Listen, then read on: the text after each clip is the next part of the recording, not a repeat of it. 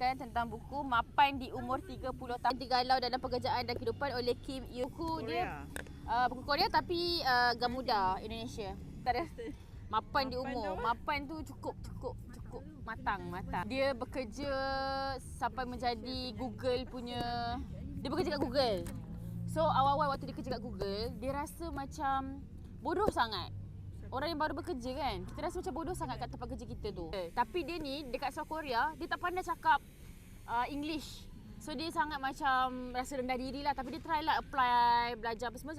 Sekali dia dapat kerja dari Google. Dekat Google tu, dia sebagai macam art. Macam orang yang buat design apa semua tu. So dia rasa macam dia mestilah nak jadi orang yang sangat hebat lah kat tempat kerja dia kan. Tapi dia macam tak tahu apa semua kan. Dia macam rasa bodoh lah. Dia basically rasa bodoh.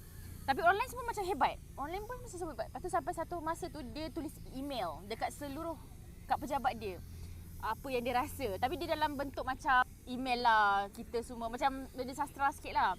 Rupa-rupanya ramai yang support tau. Ramai yang benda yang sama. Sebenarnya kawan-kawan dia semua rasa benda sama. Macam email kot. Dia email dia bagi kat semua orang. Macam tak tahu lah. Email. Tapi basically macam dia cerita tu dalam bukanlah dalam bentuk sastra lah kot. She kata rupa-rupanya benda tu mendapat sambutan dan semua orang pun rasa benda sama apa dia rasa. Dia rasa bodoh lah kat tempat kerja. Dia rasa macam tak pandai. Padahal dia buat kerja dia. Ya, walaupun dia buat kerja dia. Yelah, dia kerja kat Google is top people. Mea kata dalam kita buat kerja ni 10% je yang kita perlukan untuk kita suka dengan kerja tu. 10% je. Mungkin ada lagi 60% je. Aku tak ingat lah berapa ratus. Mungkin ada lagi 5%, dalam 40% kita tak buat apa-apa pun. Macam benda tu taklah kita suka dan kita tak suka. Biasa je, normal. Kita tak rasa apa-apa. Dan mungkin ada lagi 40% yang kita tak suka.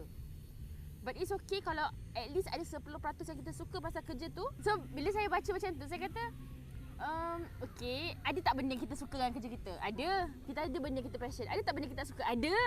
Banyak kita suka pasal kerja kita.